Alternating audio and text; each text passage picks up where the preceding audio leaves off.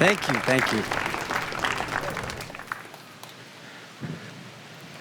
Hello, everybody, and thank you for enduring this wind gust storm. This is just what the desert has given us today, and I'm going to talk a lot about the desert. So this is one of the features of the desert, is we occasionally get some wind gusts. So my presentation is going to be on what I call the Urban Oasis. And the Urban Oasis is essentially what Las Vegas has turned into. Las Vegas, in its inception, was attractive to people because of the sources of water that were already here. There are natural springs here, there still are. And these springs attracted people for many thousands of years ago. And then, of course, you had more expansion coming into the desert in the 1800s. And this is what we have today, a city of 2.3 million people and growing. So we adopted this concept of an urban oasis only recently, where the city has come to be a place where not only people live, but also wildlife live. And what I'm going to talk about today are some things that we can do to make this city more attractive to people, or more attractive to wildlife, and how wildlife can benefit from that, and how we will benefit from that. So this is our urban oasis.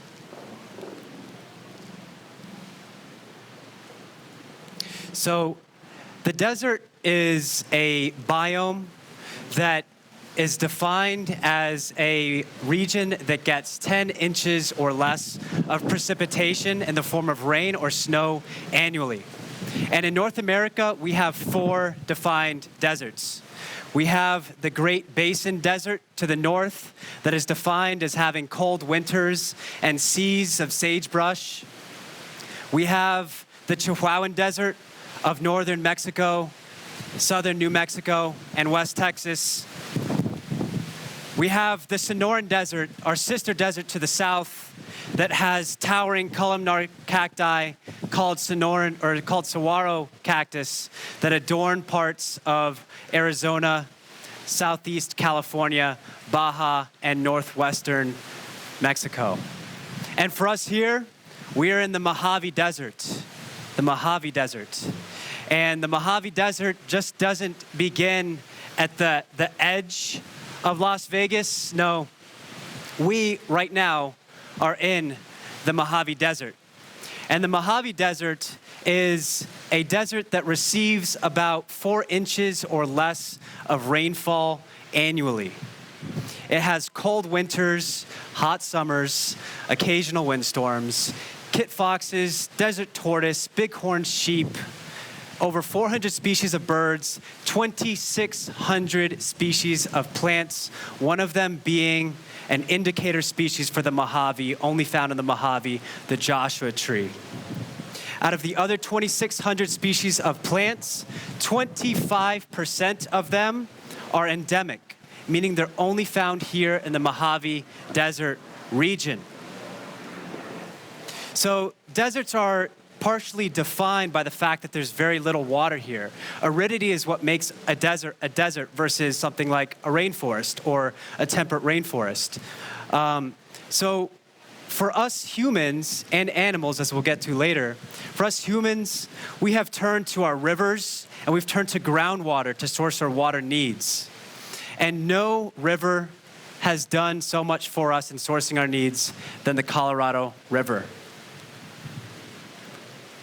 The Colorado River its headwaters begin in the Rocky Mountains of Colorado, where snowmelt and rainfall conspire down ravines and streams, converging into other smaller rivers and eventually into the Colorado.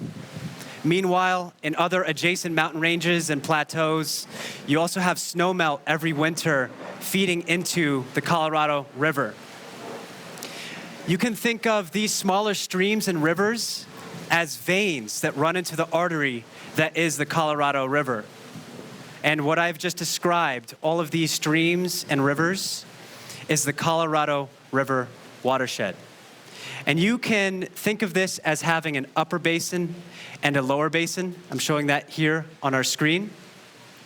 And from its headwaters in the Rocky Mountains These streams and rivers running into the Colorado run through 7 states and into Mexico before emptying into the Sea of Cortez.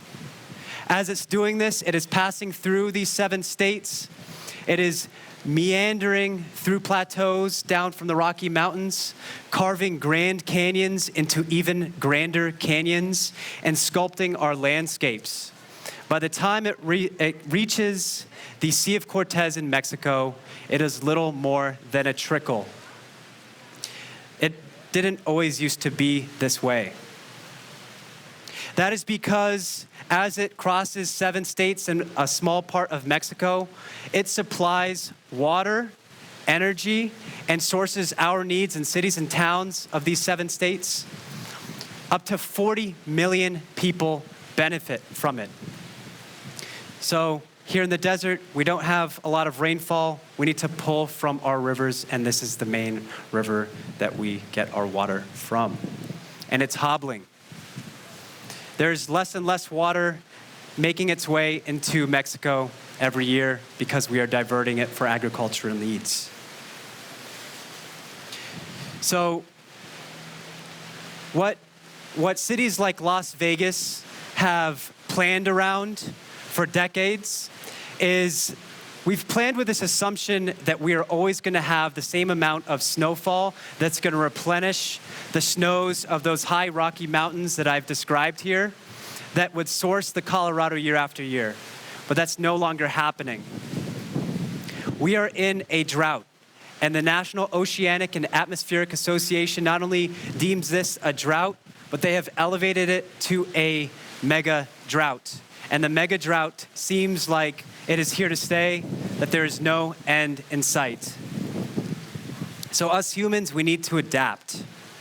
And for us in Las Vegas, we have made a lot of changes, and a lot of changes that we can be very proud of, thanks to really forward-thinking leadership. But we are just a city amongst other cities and other states working together to solve these issues. Ways that we here in Las Vegas have adapted include cutting back on our water consumption. Despite our growing population, we have used less and less water over the past few decades, despite adding about 750,000 people since about 2000. That's really impressive, and we have a lot to be proud of. But there's still a lot more that we have to do. And a very recent law that was just passed now requires that housing associations, businesses, and schools need to replace their decorative lawns and grasses with something else. So what are we going to do that with? Okay, so I have some ideas. But first, I want to talk about another issue that sort of works alongside of this, another consideration that needs to happen. And that is the issue of heat islands. Heat islands exist where parcels of warm air exist around asphalt, rock, concrete, and metal. And usually these are found and experienced in places that have very little plant cover and tree cover to provide shade. Sometimes this happens in areas where the trees are too young to have gotten to a point that they can provide that shade. Or sometimes there are neighborhoods and communities where that hasn't been prioritized and emphasized. So it makes sense to add shade, right? It makes sense to plant more trees to provide shade. But if it's true that we have to be more water conscious, then we need to be very intentional about what we plant. Not all trees consume the same amount of water. Some trees, like I'll use the rainforest again as an example, we wouldn't want to plant a tree from the rainforest here. It would require too much water to keep it alive, and we would never meet our demands this way. So, what we can do is take our inspiration from the Mojave Desert. There are trees that are found in this desert that have been here long before we have, long before even the concept of Las Vegas was incepted. We have species like the honey mesquite, of which I have in these very deep pockets a pod from the honey mesquite. And I'll talk a little bit about the majesty of the honey mesquite a little later on. We have species like the honey mesquite, which grow well in our soils and only need as much water as the desert gives us anyway. We have species like desert willow. We have the species like the palo verde from the Sonoran Desert that does really well here, especially since we have the power to drip irrigate. We can make up for the fact that we don't get as much rain as a Sonoran, but we can add Sonoran plants here if we make up the difference with drip irrigation. That's not a huge feat to overcome. By doing so, we are doing more than addressing heat islands. We are more than just considering the fact that we need to use less water. We're also doing something really incredible. We are serving wildlife in ways that you may not even have imagined yet. I'm going to draw a couple examples here, and some of them you may be well aware of. But animals are coming into this city already. We have mountain lions coming into parts of Summerlin and western Las Vegas in increasing amounts, increasing frequency. Why is this? Well, that is because during this mega drought, parts of the desert is not faring as well. They're not able to find their food, their water, their resources, and they're taking their chances in the city. And it is very risky for large cats to do this. Generally, large cats do not come into urban or suburban areas and take their chances around people. It usually doesn't end well for the cats, and it hasn't. Now, big cats coming into Las Vegas always makes the news. It's something that we hear about, but there are countless of many other examples where this is happening, and it's happening right now. It's happening with species like the Prairie Falcon here. I photographed right in the center of town during 2020 when we had the most days without recordable rainfall in Las Vegas. More birds were coming into the city because there was water here, because there's food here.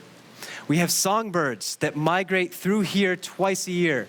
They migrate from Mexico and Central America, passing by southern Nevada on their way to other parts of the United States, Western Canada, and Alaska. And then they will return southbound in the fall, which is right now. We have birds in our city right now using desert-adapted Mojave plants because that is what they have evolved to look for. That is where they know where to find food. So we have become an urban oasis. We have become a place where not only we have cover, shade, and water, but animals are recognizing this too. And by planting more of the plants that they are looking for, we give them a better shot. It's not just trees that I wanted to talk about today. It's also species of shrubs. I mentioned 2,600 species of Mojave-adapted plants. Not all of them are trees. Actually, very few of them are trees. Most of them are shrubs or annuals, forbs, that may only show up for a couple months out of the year. And unlike the bougainvilleas that are behind me, these beautiful magenta plants, they don't really do anything for wildlife. No wildlife is going to go use those shrubs. They look beautiful. But something like a saltbush, that's not really aesthetically pleasing. And the birds don't care. The birds are looking for food. They're looking for cover. And they're looking for Mojave-adapted species. And so what I'm showing you here are white-crowned sparrows and house finches feeding on the seeds of the four-winged saltbush, something that grows very well in these arid soils, requires very little water, and provides so much habitat for these birds. But there's more. The saltbush does more than feed these birds. Like us, plants have pores, and they're called stomata. And stomata help the plants regulate the gases coming in and out of their bodies, kind of like we do. And many of these plants contain aerosols.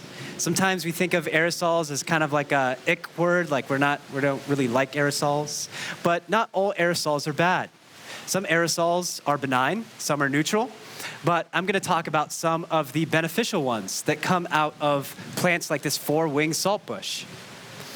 It has been found that the four-winged saltbush and other saltbushes that grow abundantly and naturally in the Las Vegas Valley emit aerosols that have anti-inflammatory, anti-diabetic, and sedative qualities. We have other species like the honey mesquite.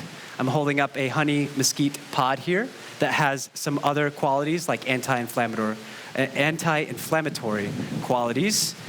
And then there's the creosote, probably the most abundant shrub in the Las Vegas Valley and through 3 of the 4 deserts that we have in North America that has pretty much all of those qualities and then some. And that's just 3 plants out of 2,600 plants.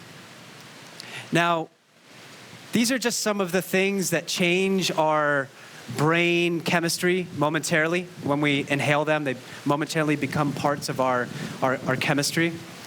But there's so much more that's coming out in research that is supporting things that probably each one of you already knows to some degree. And that is that nature is just good for you. It has been found that just simply being in the proximity of nature or spending time paying attention to it, especially in mindfulness practices, that there are a litany of different health benefits. And I'll name just a few. And a lot of them sound really good to me right now, and they'll probably sound really good to you. What they can do for your stress levels, your anxiety levels are profound. A number of research organizations and academia are now finding and publishing that simply spending 15 to 20 minutes in nature can bring down your cortisol levels. That is one of the main hormones associated with stress. Brings down anxiety, adds a additional boost to the feel-good hormones in your body, like dopamine.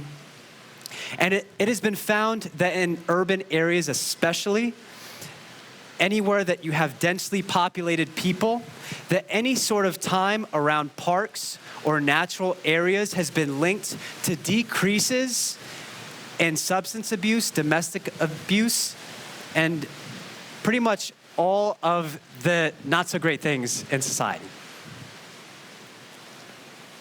That all sounds really good. And people are recommending that we have more nature amongst us, more natural areas, more parks, more public gardens and community gardens.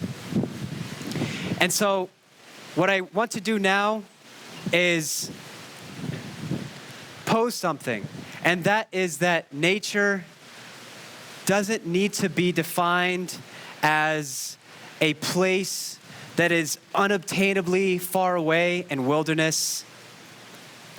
I will tell you what research is telling us, and that is just simply being around nature on your day-to-day, admiring the grass growing in the cracks of a sidewalk, admiring the butterflies, monarch butterflies coming to milkweed, enjoying the birds on your walk to a bus stop. All of those things are proven to do better things for us. We need to redefine what nature is to us in order to make it more accessible. And so what I have posed here, I'm going to bring all these ideas together, and that is by planting plants that are water conscious, we are helping to address this heat island issue. We are serving nature in ways that nature's already looking for these plants. They're already coming into the city. We can give them a hand, and in turn, we are benefiting. We are benefiting, not just recreationally, but our mental health, our wellness, our overall well-being is actually taking a big bump up when we have this increased time with nature. Again, this is the Urban Oasis concept. So, I will end here with an implicit question for you.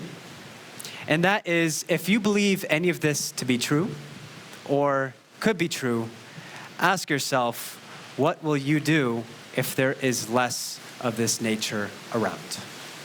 Thank you.